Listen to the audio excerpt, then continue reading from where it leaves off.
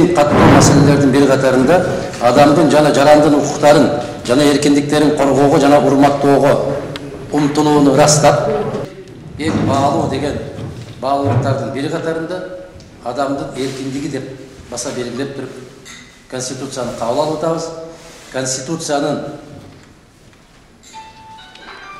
23-чү беренесинде адам укуктары жана эркиндиктери ажыратылгыс жана алар ар бир адамга төрөлгөндөн баштап таандык, алар абсолюттук жана ажыратылгыс деген сөздөр менен бекемдеп атабыз. Мына ошол Конституцияны кабыл алып, бирок турмушубузда кандай жагдайлар болуп атканы, Конституция канчалык деңгээлде сакталып аткандыгын, ата-бабаларыбыздын каалаа салттарын канчалык кармап атканыбызды биз бүгүн күмөн санаган негиздердин натыйжасында төгөрөк стол уюштурууга туура келди. Себеп жүздөгөн, миңдеген жарандардын кайрылуусу, биздин сот системасындагы болуп аткан мүчүлүштүктөр, адам укугунун тебеленип аткан жагдайлары, адамдын адамдыгына карабай кандайдыр бир кемсинтүүлөргө дуушар болуп аткан окуялардан улам ушул төгөрөк стол уюштурулуп атат. Сот системасындагы соңку кездердеги болуп аткан аябай чоң каталамандыктар, бүгүн соттолгон кишини бир айдан кийин жок, окуй бул аппак экен деп кайрадан актап коюп, же тескерисинче акталып чыккан кишини жаны түзүлгөн, жаңы ачылган жагдайларга жараша деп кайрадан сот процессин башталышы, мага эки-жеке келип жамааттык арыздарды таштап кетишти. Мен ошол жогорку соттун колуна бүгүн расмий түрдө тапшырабыз. Тез аранын ичинде жооптарды алабыз деген үмүттөбүз. Мен ошол соттордун катышуусуна ыраазычылык билдирүү менен бүгүн ар кайсы саясий партиялардын төрагалары чакырылган. Алар катышып отурат, мен ыраазычылык билдирем. Жарандык коомдун өкүлдөрү кайдыгер эмес инсандар. Бүгүн атайын ошол төгөрөк столдо баяндаманы сот бийлиги да жасабайт, мыйзам чыгаруу бийлиги да, аткаруу бийлиги да жасабайт. Бүтүндөй азыркы түзүлгөн кырдаалды сүрөттөп бериш үчүн, түзүлгөн кырдаалды айтыш үчүн эч кайсы бийликтин тутумуна кирбеген Кыргызстандагы белгилүү инсандарга, кайдыгер эмес жарандарга, адискөй азаматтарыбызга берип отурабыз. Уважаемые участники сегодняшнего круглого стола, я хотел бы, первое, поддержать те позиции, которые изложила Чолпон-Эдиновна Исмаил Исакович. Они действительно животрепещущие и требуют безотлагательного сегодняшнего решения. В противном случае мы будем скатываться все дальше в пучину нарушения прав и свобод человека, нарушения законодательства, будут нарушения в области доступа к справедливому судопроизводству, о чем Чолпон-Эдиновна сказала.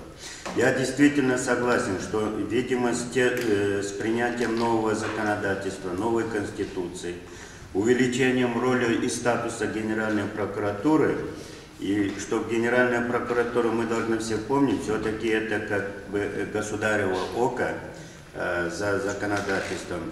Необходимо все-таки Генеральной прокуратуре и следственным судьям усиление контроля вот за теми недостатками и нарушениями законодательства, особенно в области прав человека, усилить контроль и строго наказывать и принимать соответствующие меры. Также я согласен с тем мнением, что особое внимание необходимо обратить на сроки рассмотрения уголовных дел. Вы же знаете, что до настоящего времени следователи имеют по сотне уголовных дел, их самих не хватает, и времени не хватает, и в то же время нет соответствующих законодательств, регулирующих четкое исполнение и соблюдение сроков расследования уголовных дел. Я очень согласен, и как бывший омбудсмен хотел бы сказать, огромное число заявлений увеличилось в последнее время. Вот председатель Верховного суда Жаңы Шайланды, мен сизди куттуктайм, бирок сиз ушуга контролду алып туруп, ушуга контроль алсаңыз. Келип, кетишип, катышып, угуп коюлдуп келген үчүн Замирбек Курамаевич дагы бир жолу бул жердеги азаматтарыбызга ыраазычылык билдирди. Сизге үмүтүбүздү чоңартып отурабыз. Жакын күндөрдөн баштап токтоосуз түрдө ушул сот системасындагы реформаларды баштайсыз. тийиштүү мыйзамдарды бизге алып бересиз. Жогорку кеңеш сиздерди колдоп, ошол элдин эң каттуу бүгүнкү күндө чыркырап аткан курсагы мачты деген эл жок. Кимди караса, менин укугумду коргоп бер деген гана ыйлаган кишилер. Мен адаммын, мен жаранмын, мен кыргыз мамлекетинде адамча жашагым келет. Укугумду гана коргоп бер деген эң жөнөкөй гана талапты коюп калды. Эми азыркы кезде ушул фейк маалыматтар, адам укуктары жөнүндө сөз болгондо сөзсүз түрдө YouTube, Facebook, Instagram, TikTok сыяктуу социалдык тармактар жөнүндө. Алар биздин баарыбыздын турмушубузга кирип калды, биз аларсыз турмушубузду элестете дагы албай калдык да. Ошол эле учурда бул аябай чоң бизге орусча айтканда блага, жакшылыкты дагы алып келди социалдык түйүндөр. Анткени ар бир инсан, ар бир жаран ошол социалдык түйүндөр аркылуу коомчулукка чыгып, пикирин билдирип, айтканга мүмкүнчүлүк алып жатат. Бирок экинчи жагы мына ушул социалдык түйүндөр аркылуу такталбаган маалыматтар, каралоолор, адамдардын ар намысына шек келтирген, мамлекеттик мыйзамды дагы бузган, ошол эле учурда биздин улуттук баалуулуктарга дагы шек келтирген маалыматтар аябай көп тарап кетип жатканы өкүнүчтүү. Бул маалыматтар көбүнчө ушул фейк аккаунттар аркылуу кетет. Азыркы кезде ошол азыркы бийликти колдогон фейк аккаунттар аябай көбөйдү. Бул фейк аккаунттар мурдагыдан мындай агрессивдүүлүгү, маданиятсыздыгы, оройлугу, сөгүнүп сагынган, коркутканга чейин барган аябай бир жаман жолго түшүп алышты. Мына ушул фейк аккаунттар, троллдор саясий күрөштө акты карага, ак нерсени кара деп, караны акка айланткан бир күчкө ээ болуп калды. Бул абдан тынчтаткан жагдай, өзгөчө мамлекет үчүн. Анткени мамлекеттик маалымат коопсуздугуна, мыйзамдуулуктун сакталуусуна терс таасир тийгизип, мамлекеттик органдарга дагы ишенимдин кетишине алып келип жатат. Мисал катары мына чек араны тактоо маселесине токтолсом дедим да. Маселен, адегенде кайсы бир фейк аккаунт аркылуу мына бул саясатчы жер саткан деп ырасталбаган бир маалыматты чыгарат. Аны калган фейк аккаунттар, троллдор бүтүндөй социалдык түйүндөргө жайылтып, элге жеткире баштайт. Маалыматтарды талдап, жыйынтык чыгарууга даяр болбогон айрым жарандар, мына саясатчы Кыргыздын жерин сатып жиберген экен деп бүтүн чыгарып, бүтүндөй мамлекеттик органдардын чечимине шек санатып, деги эле мамлекеттик органдардын бардыгына, алардын бир адекваттуу бир чечим кабыл алуу мүмкүнчүлүгүнө, ролуна ошол элдин ишеними кете баштайт. Мына ушундай жалпы мамлекеттик органдардын чечимине карабай, фейк аккаунттар тарабынан бир адамга, азыркы кезде ушул мына Адаган Кимсанбаев ушул жерде отурат, бул кишиге карата тынымсыз өзгөчө шайлоо кампаниясы башталган учурда каралоо жүрүп отурат да, тынымсыз. Адамдын жана жарандын укуктарын жана эркиндиктерин чектеген мыйзам алдындагы ченемдик укуктук актыларды кабыл алууга тыюу салынат. Бүттү. Чекип коюлат. Түшүнүктүү. Анан мен билбейм. Конституцияда 23-жылы берилген 5-пунктунда турат. Конституцияда белгиленген адамдын укуктары жана эркиндиктери эч кандай чектелүүгө жатпайт. Чек. Бүттү. Бир түшүнүк. Эми үчүн эле кайра эле бир сержанттан баштап генералга чейин эле баары эле кайра өздөрүнүн пикирлерин таңуулап атат. Кыргызстанда бул түшүнүксүз болду. Мүмкүн ушундай практиканын алдында конституциялык сотто иштеп кеткен жогорку кеңештин баштапкы депутаты Клара айында да өзгөчө бир пикирлер болсо керек. Мен убакыттан пайдаланып дагы бир мүмкүнчүлүктү айтайын. Урматтуу конституциялык соттун соттору же төрагасы өзүңүз жогорку соттун төрагаларынын орун басарлары турат. Тездетип бизге киргизиңиздерчи. Биз 24 саат десем калп болот. 4 саат эс алууга кетсек 20 саат адам укуктарын бекемдөө жаатында мыйзамдарды иштегенге биз даярбыз. Алишер мырза, туурабы? Биз күнү-түнү даярбыз. Элге убада берип келдик. Биз силердин укугуңарды колуңарга кайрадан кайтарып беребиз. Эркиндигиңерди колуңарга кайтарып беребиз. Кыргызстанда чочулабай жашайсыздар. Эртеңки күнүңөргө кыйналбайсыздар деп убада берип келдик. Эгер биз ошол убаданы аттарбай турган болсок, биздин көкүрөккө таккан депутаттык мандаттарыбыз да жерге кирсин. Биздин кызматыбыз эл үчүн деп келдик. Сиздер да ушундай пикирди билдирдиңиздер. Баарыбыздын пикирибиз бир экен. Кудай кааласа мыйзамдарды тез арада өзгөртөбүз деген үмүттөбүз. Клара айым. Ата Хаким Сабач, кече комитеттин жыйынын көрдүм, андан чоң ыраазычылык сизге. Сизге окшоп акыркы жылдары ушундай комитетте ушундай талкуу уюштуруп, талкууга катышып, ушундай маселелерди көтөргөн депутаттарды көрө элекпин. Кече бир үлгүсүн көрсөтүп койдуңуз да, кандай иштеш керек экен. Үлгүсүн көрсөттүңүз. Бирок өзүңүз көрдүңүз, процедура сакталган жок. Султанбекова башка жака буруп кетти, анан азчылыкта калдыңыз, жалгыз калдыңыз. Ошон үчүн процедура сөзсүз түрдө сакталыш керек. Өзгөчө адам укуктары боюнча кабыл алып аткан мыйзамдарда, мыйзамдын өзүндө да турат, регламентте да турат, сөзсүз түрдө экспертизадан өтүш керек, сөзсүз түрдө парламенттик уюулар болуш керек. Аны биз чыгарткан жокпуз, мына Чолпон Идиновна деле тактап айтат, турат. Укуктук ченемдеги актылар жөнүндө мыйзамда так турат. Адам укуктары жөнүндөгү мыйзам долбоорлору сөзсүз түрдө экспертизадан, көз карандысыз экспертизадан өтүш керек деп кече. Ата Хаким Сабач ошол маселени көтөрүлдү, депутаттар колдоо койду. Ал мыйзамдагы нерсе. Бул жерде эч кандай саясат жок. Мыйзамда ушундай турат, келгиле экспертизадан өтсүн деп койсоңор деле болот эле да. Бирок жалгыз калды, тилекке каршы. Анан дагы бир маселе 19-жылы өкмөттүн токтому менен Абылгазиевдин мезгилинде өзгөчө кырдаал деп киргизип коюшкан да, пандемияга байланыштуу өзгөчө кырдаал деп киргизгенден кийин регламентке өзгөртүп киргизип туруш, өзгөчө кырдаал учурунда абал эмес, чрезвычайная ситуация.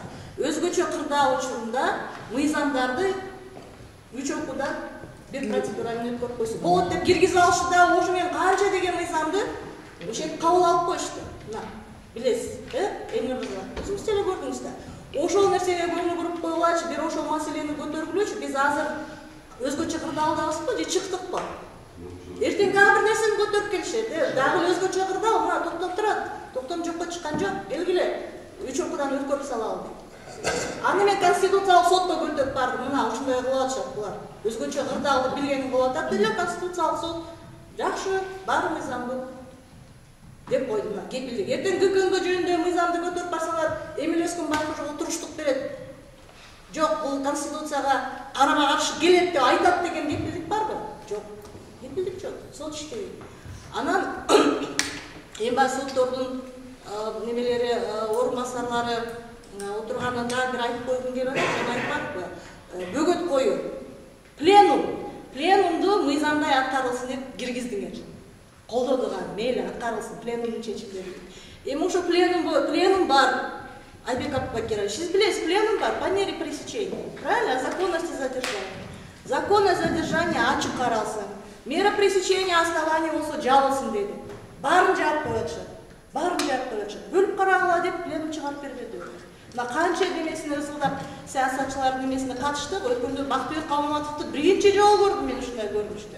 Бактыбек Калмаматовду качырып, жашырып, эч ким билбей калды. Каякта отурат, адвокаты да билбейт. Кайсы кабинетте болот жер? Билбей калдык, катыша албай калдык. Баарын жаап койду. Анан бир заматта бүтүп калыптыр. Адвокатын таап барып отуртушуптур, бүтүп калды. Ошо менен мера пресечениясын алды дагы чыгып кетти. Эми ошого бир көңүл буруп коелачы, жок дегенде законный задержание ошол жерде турган элди киргизип койсун да. Сүйрү жок, соттун сүйрү жок, соттун кадыры жок. Сот монтип коридордон өтүп баратса, артынан ошол жерде турган кишилердин артынан бирөө шилтеп тээп атат. Артынан ушундай жаман көрүнүш. Ушундай болуп атат сотко болгон мамиле. Анан соттор өздөрүнүн кадырын өздөрү көрсөтпөсө, өздөрү көтөрбөсө эртең эмне болот? Эртең сабайт сотторду, соттун ичинде. Анан эми пленум аткарылыш керек да, ачык койгула да, ачык законное задержание, келгиле, отургула, киргиле. Кандай бөгөй, кандай арыздар болбосо, ар бир арыздарды баш прокурор өзү баш болуп карап атабыз. Кээ бирки маселе действительно кыйын болуп атат. Себеби соттук чечимдер кабыл алынган себептен кандайдыр бир жолдорду издөө биз дагы кыйынчылыкка учурап атабыз. Бирок биз даярбыз. Кандай маселе болбосо, адамдын укугу эң негизги бул. Конституцияда белгиленіп отырады. Ошондуктан бул эң негизги биздин милдетибиз. Биз ошол багытта иштегенбиз, даярбыз. Диалог, ар кандай диалогторго барып, ошол обсуждение андай талкуулоо болбосо дагы укканга ошол милдетибизди аткарууга биз даярбыз. Рахмат. Диалогқа даярбыз деген сөзүңүзгө рахмат, бирок диалог ары кандай болот? Бүгүнкү күндө прокуратура бул жазалоочу, элди прокуратура менен коркутуучу органга айланды да. Булар мыйзамдын так аткарылышын көзөмөлдөөчү орган эмес, элди каралоочу жана жазалоочу органга айланды. Муну дагы мойнубузга алып коюшубуз керек. Азыр где-то көрүп атам. Мына ошону дагы мойнубузга алып коюшубуз керек. Эгерде кайсы бир мыйзамдар азыр Кылар айым айткандай, бизге окшогон сын пикир айткандарга бул жакта эшик жабык, бул жакка жол өтпөйт дегенде, эгер бир жол өтпөйт, эки жол өтпөйт, үч жол өтпөйт, анан ушул жакты көрүп чыгайынчы дегендер Кыргызстанда 3 жолу кирип чыгышты. Бул жак өзү не бар экен деп. Ошондуктан диалог деген момундай болуп, ийип отуруп, түз кеңешип, маселеге түз карашыбыз керек. Биз баарыбыз Кыргыз мамлекетинин жараныбыз. Бөлө турган, жара турган эч нерсе жок. Биз бири-бирибизди душман тутпайлы. Бири-бирибизге душманчылык жасабайлы, кара ниеттик кылбайлы. Бүгүн сиздин желкеңизде погон бар, сиздин дегенде сизге айтып аткан жокмун. Прокуратура, милиция кызматкерлери, ГКМ айтат. Желкеңерде погон бар, эртең погон жок. Жөнөкөй эле карапайым жумушчу болуп, батада бир чогулабыз. Тойлордо бир жолугабыз. Бир дасторконго отуруп бата кылабыз.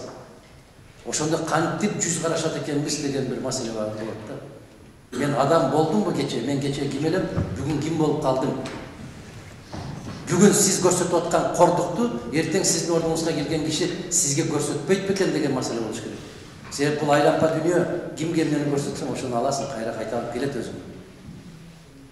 Ошону тилекке каршы түшүнбөй атабыз.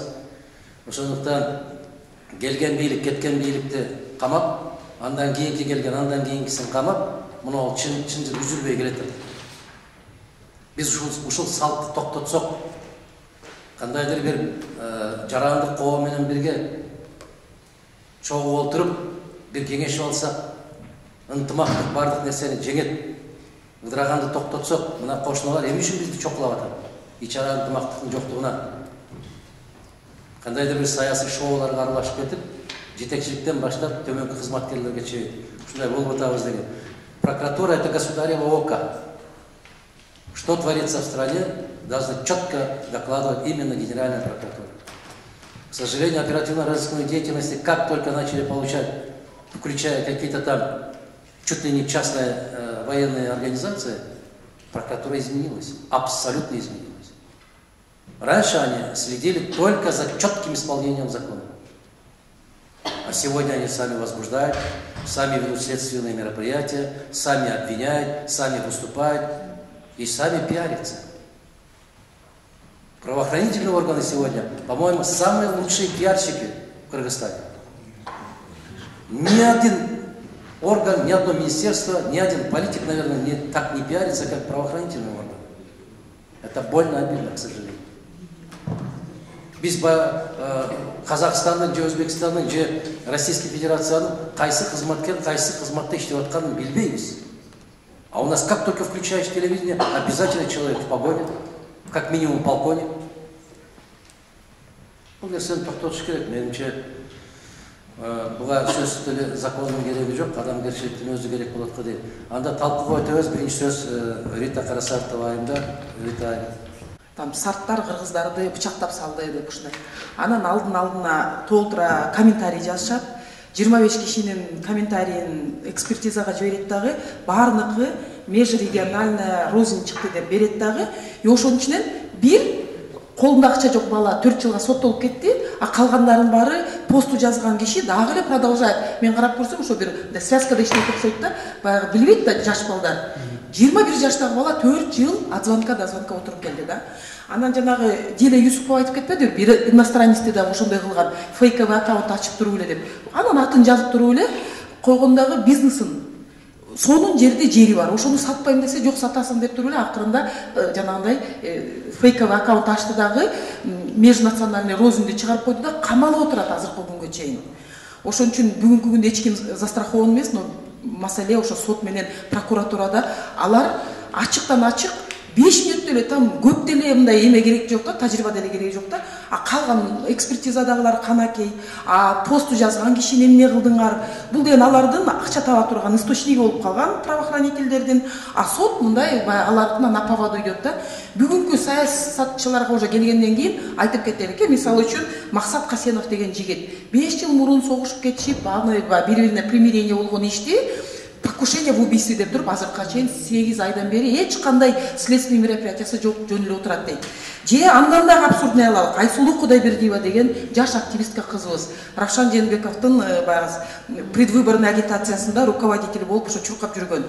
Бүгүнкү күндө канча жыл мурун границаны сен туура эмес өткөн экенсиң деп туруп эле, значит бүгүнкү күндө кайсы бир убакта кандай бир нерсени таап алса ошону чаптап, а таптакыр эчтеке болбосо фейковый аккаунт ача коюп туруп эле бир нерсени жаза коюп түрмөгө отургузуп өч алганга мүмкүнчүлүк ачылган турбайбы. Ошон үчүн мен ушул жерде жаңы шайланып келген депутаттардан бир сурана турган нерсем, биз бүгүнкү күндө тең бийлик ортосундагы тең салмактуулукка абдан чоң ишеним артып атабыз.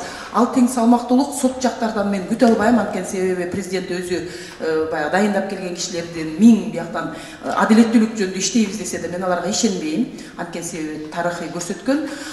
Бирок парламент, эл жагынан шайланып келген парламент күчтүү боло турган болсо, анан мына бүгүнкү күндө кудум эле тиги чоң залда регламентиңерди карап атат, ошол жерге так нормаларды көбүрөөк киргизип кетсеңер, мыйзам бар жерде кичинеден болсо дагы күчтүү парламентти кандай бир калыптанып алсак, силердин күчтүү отдельный депутат, мен даже азыр кайсы фракция экенин да бөлүбөй калдым. Жана одномандатниктер деле мыкты жалпы кыргыз элине иштей турган маселени айта турган болсо, ал менин депутатым деп ошол жакшы демилгелерди алдыга жылдырып, Кыргызстанды мындай өнүгүүгө кадам таштаганга, кол кабыш кылганга даярбыз да. Ошон үчүн регламентиңерди максималдуу жакшы нормаларды киргизип алып, бул силердин баягы көчөкү Клара айым айткандай, сизди жалгыз калтырып кетип, башка мыйзамдар менен минтип кеткенге мүмкүнчүлүк бербегендей регламент калып алганыңарга аябай чоң үмүт бар да, чоң рахмат. Вот Рита Красавцева очень хорошую реплику сказала. Апробировав прежде на гражданах, сейчас идет практика на политиках. То есть это доселе невиданные виды, в кавычках, правонарушения, когда можно спокойно написать комментарий и вперед под свист, как говорится. Призыв уходить с должности можно рассматривать как антиконституционный, как говорится, выпад.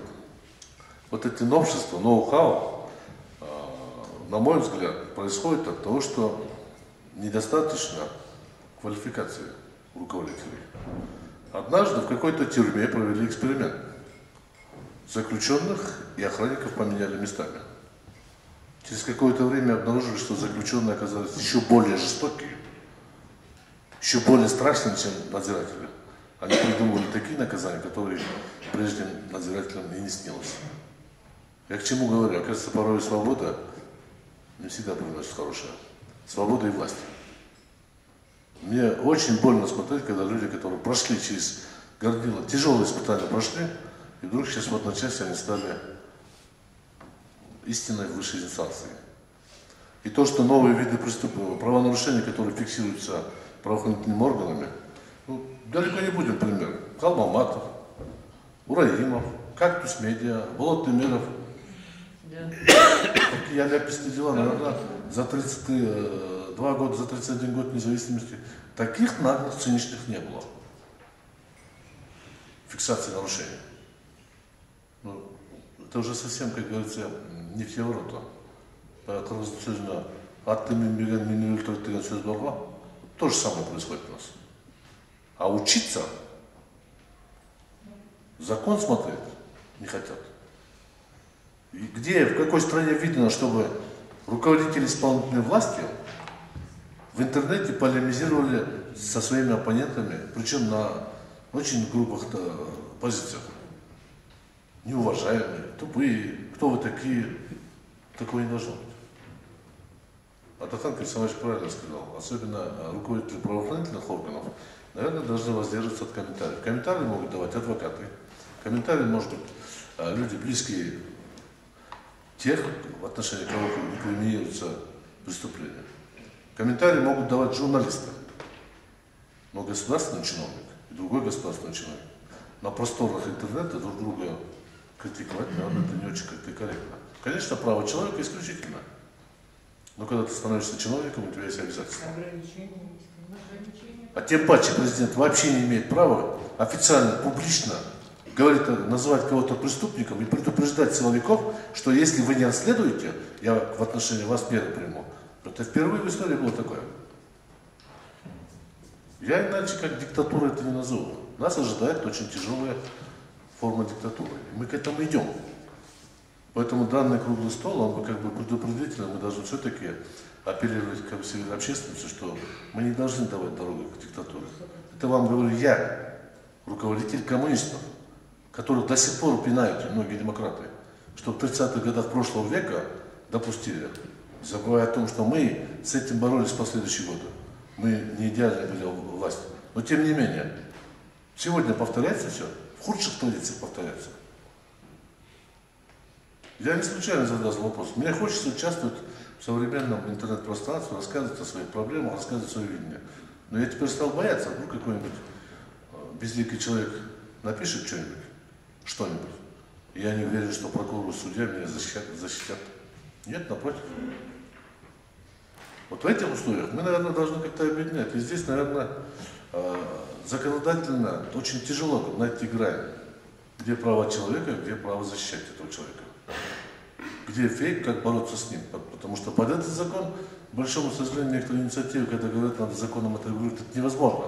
Потому что право, установленное законом, оно абсолютно одинаково для всех. Абда жакшы фейктер, троллер жөнүндө маалымат берди. Мен ошону далилдеп, алардын мамлекеттин тышкы саясатына жана ички саясатына кандай терс таасир тийгизери жөнүндө конкреттүү далилдер менен дагы мындай концептуалдуу нерсени айтып түшүндүрүп берейин. Тажикстандын Ворух Тажикстан деген анын алдында жанагы 3 жолу чыккан, 2 жолу согуш чыккан, 1 жолу, 3 жолу, 2 жолу мына Чоңалайда 8.000дей үйлөрүн таштап качып кайтып келишти. Анын алдында тажик туугандары 1,5 километр биздин территорияга кирип кайтып чыгышты, 36 жаранды жок кылып. Акыркысында өзүңөр билесиңер. Мына ким ойлоду, ошол эмнени кесепеттен чыкты деп. Көптөр айтып атат, ай тигилер мындай кылгандай эмес. Эң негизги кесепети мынабы фейктерден чыкты. Мисалы, Тажикстан Ворух Тажикстан деген сайты каналы айтып атат. Мен атайын жазга жок элем, уруксат болуш жерде мен ошого мындай жарыкка чыгарып коеюн. Биздин президент жөнүндө Садыр Жапаров Борухту анклав эмес деди, ал фашист деди. Ай, мага катуу тийди. Өтө катуу тийди. Муну ошонун негизинде жанагы статьяларды жазыштым. Ал андай эмес. Ал жанагы анклав деп айтат, туура дегендей. Коргоп чыктым. Мен да айтып атпайм, анклав деп. Алар айтып атат, ал дагы анклав деп айткан, ошон үчүн мындай деп. Эми ошонун өзүнүн фейктери мени согуп атат. Согуп. Демек, тажиктерге айтып атат, ой мына айткан Исаковтуку көрдүңүз, өздөрү согуп атат. Демек биз туура экенбиз деп. Бул түшүнүшпөйт, өздөрү сабас болсо дагы, жок дегенде сабаттуу фейктерди алып алса болмок да. Мына бул биринчи. Экинчи, биздин эми сайттын айтпай эле коеюн, азыр кичине оңдолуп калды, мен атайын карап атам да, 2-1-24 деген нерселер бар. Бири жазып атат. Ташиев айтты дейт. Ташиев Рахмандын башын алам деп. Түшүнүп атасыңарбы? Президенттин башын алам деп биздин коопсуздук комитети айтты деп. Меніңше Ташиевалда еще айтпайды. Айтқандары жоқ. Бирок тигилер жазып чыгарып атат. Ушинтип атсанан кийин согуш чыкпаса. Мына ушулардын кесепетинен жанакылар согуш чыкты. Бул тышкы саясатка болгон таасир. Муну биз глобалдуу масштабта ойлонушубуз керек да. Кайты ошолорду мына кактус демейм, эмнеге айттым эле? Мына кактус ошолордун маалыматын бизге берип атат. Ала тияктуу ушинтип айтып атат, мына мендей. Булар кайтып буну жапса, демек алардын айткандарын бул далилдеп атпайбы? Булар түшүнбөй атат да, өздөрү ушу кактусту мындай жок кылам деген менен тигилердин айткан чагынчыл, туура эмес, өздөрүнүн кызыкчылыгын коргогон саясаттын колдоп, биздин жетекчилер буларды жаап атат. Демек, жанакы мага чыккычы деген эмени койгон жигит мамлекеттик чыккычы деген 323-чү бере эмес деп өзү ошого кетип атат. Ошону окуп коеюн, көптөр билбейт. Бул статьянын кантип аталышы. Мына 323-чү берене өлкөнүн тышкы коопсуздугуна зыян келтирүү менен иш жүргүзүүдө мамлекеттик сырларды берүү, тыңчылык кылуу, же аларга жардам берүү деп. Жардам берип атпайбы? Демек, ким татыктуу? Мына ошонун кесепетинен тышкы саясатыбыз бардыгы талкаланган. Биз ойлонушубуз керек да. Өзгөчө бийликтин жетекчилери ойлонуш керек да. Биз айтканыбыз кайтып мына коргой деп, мен сатырды коргоюн деп көкүрөгүм тосуп айтып атсам, буякта шымылдап туруп кайтып аларга жардам берип атат. Жок, ал ошондой деп. Демек, сатыр менен кошо экен да. Экөөбүз бирдей ошолордун айткан сөзгө татыктуу экенбиз да. Бул биринчи тышкы саясатта болгон таасир. Ички саясатта ошол эле азыр мен айтып коеюн. Ички саясатта ошол эле жазып атышат, ошолор эле бир инсандарды көрсөтүп, эшек деп, атылат жакында, камайт деп. Көптөрү маны бербейт. Ушул эле кишиге айтты. Бирок ошонун жактоочулары, селый региондор ошолорго каршы чыгып атпайбы? Мына ошол менен биз ички регионду кастыкты кайтып күчөтүп атабыз. Аймактык. Детализироваться какие-то вещи должны подзаконными нормативно-правовыми актами. И, разумеется, я прекрасно знаю, что это прямо запрещено Конституцией. Что я имел в виду? Именно нормы, которые каким-то образом затрагивают, особенно это касается, разумеется, Уголовно-процессуального кодекса, иных каких-то нормативно-правовых актов, которые в какой-то мере затрагивают или могут затрагивать права и свободы человека, они на самом деле должны быть детально прописаны. Мы именно на этом этапе находимся. Почему я говорил о том, что я против вообще подобного подхода, поскольку мы все воспитанные вот советским прошлым, мы кроме советской модели ничего не воспринимаем, к сожалению. Да? А там все прописывалось детально. И мы все привыкли. А это каким образом отражается, скажем, на работе судебной ветви власти? Именно на том, что они исходят из того, как все вот так прописано, чаще всего. Иногда это мешает просто достичь элементарной справедливости. Это в целом, если рассматривать вообще законотворческую деятельность. Но на сегодняшний момент, я еще раз повторюсь, мы находимся на том этапе, что все нормы, которые в какой-то мере затрагивают права и свободы человека, они должны быть детально прописаны. По этому поводу очень хороший пример привела Чолпон Единовна относительно этих подписок вы, по-моему, сказали, да, подписки о неразглашении. Да, у нас прописано, что такое полномочие имеет там сотрудник, соответствующий сотрудник правоохранительных органов, но тем не менее не прописаны в каких случаях и в каких случаях он может это делать. Вот о чем идет речь. Даже в российском, вы сказали, законодательстве эти вещи очень четко прописаны. То есть на это именно законодатели должны, на мой взгляд, обратить особое внимание. Теперь я хочу вам сказать, есть законы общественных отношений. Да? Вот что касается государственного строительства. Природа власти такова, что между обществом и государством всегда будут трения, то есть определенное напряжение. И только судебная система способна снимать это напряжение. Это, к сожалению, от этого никуда не уйти. Вот исходя из этого, как мы, да, вот подобные диалоги, они необходимы, они помогают, но они не решают проблемы. Даже высший законодательный орган, он может просто предоставить это право, скажем так, да? Но обеспечить и восстановить может только суд. Вот в чем дело.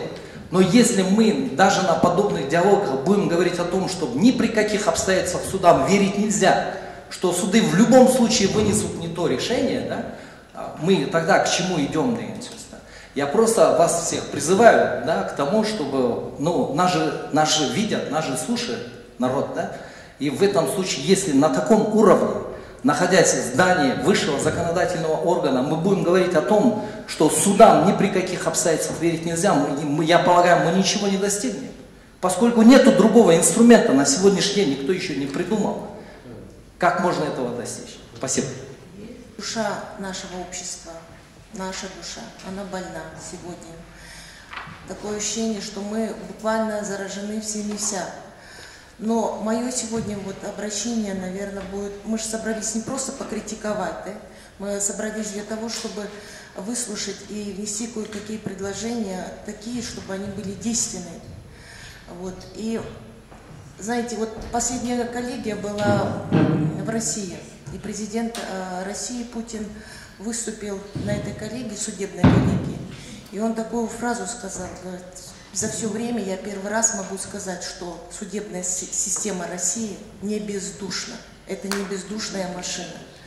Вот честно я вам хочу сказать, что, уважаемые судьи, я бы тоже хотела бы, чтобы вот наш народ и президент, и депутаты, и мы все могли смело сказать, что наша судебная система не бездушная машина. Мы хотим, чтобы она возродилась, мы хотим, чтобы обратили внимание на это все. Коллегам из прокуратуры хотела бы особо сказать, понимаете, жалоб много, нареканий много, но это же все не беспочвенно. Почему именно вопрос, например, же прессы, свободы слова и так далее, ну почему мы заигрываем все время с возбуждением уголовных дел? Это же крайняя мера. Понимаете, что есть же другие же меры, есть же предостережения. Какие-то, как говорится, изданные незаконные акты, тоже есть и протесты. Почему широко не используются эти методы? Почему нельзя было этих блогеров пригласить и внести им официальное предостережение? Почему не разъяснить? Почему не проводится элементарная профилактическая беседа, если имеют место какие-либо нарушения? Почему сразу нужно возбуждать, сразу нужно арестовывать, сразу нужно будет задерживать так, вот как я уже говорила, как экстремистов? Даже в отношении экстремистов я вам хочу сказать такую фразу, знаете, председатель Верховного суда Российской Федерации Вячеслав Лебедев, он выступил перед своими коллегами и сказал: человеколюбие, вот что нам на сегодняшний день необходимо. И они предлагают проявить даже это в отношении к тем экстремистам, которые стали ими из-за чрезмерного религиозного рвения. Вы понимаете, если даже в этих вопросах, как говорится, Верховный суд России и вообще судебная система поднимает вопрос, да, и правоохранительный орган, это о чем-то говорит? Давайте повернемся, как говорится, все лицом к нашему обществу, к нашему народу. Они же не враги народа, вы понимаете, все граждане Кыргызстана, да? А мы их там задерживаем, как я не знаю что. Ну что это такое за вот эти показательные выступления Темиров Лайв, да? Ну за потребление наркотиков когда задерживали спецназом? Вот объясните, я понимаю, что речь шла там о наркопритоне, о сбытии и так далее, о тяжком преступлении. Ну не так же, слушайте, коллеги, это, мне кажется, чрезмерно. Или вот у Раимова, да? Ну к чему вот это ночное задержание? Ну пригласите вы его утром. Ну дайте ему предостережение. Что за возбуждение уголовных дел? Вообще нужно понимать, что возбуждение уголовного дела всегда в практике было, это крайняя мера. Крайняя мера. Когда человек на самом деле, вы знаете, что уже он не мог не отойти с другой стороны, то есть он переступает порог. Это же не убийство. Это же не изнасилование. Это же не те тяжкие преступления, которые прописаны в Уголовном кодексе. Надо на это тоже обращать внимание. И я вот хочу всех вас призвать, да, участников круглого стола, на самом деле, к человеколюбию, к человекоуважению. И мне кажется, мы тогда достигнем и согласия в обществе, и у нас не будет таких резких противоречий, которые у нас на сегодняшний день происходят между исполнительной властью и нашим обществом. Спасибо. Вы знаете, здесь все время звучало как бы, наверное, с учетом того, что здесь разные люди есть, из разных лагерей, в том числе и вхожие, в самый первый главный кабинет, который все решает и так далее, да?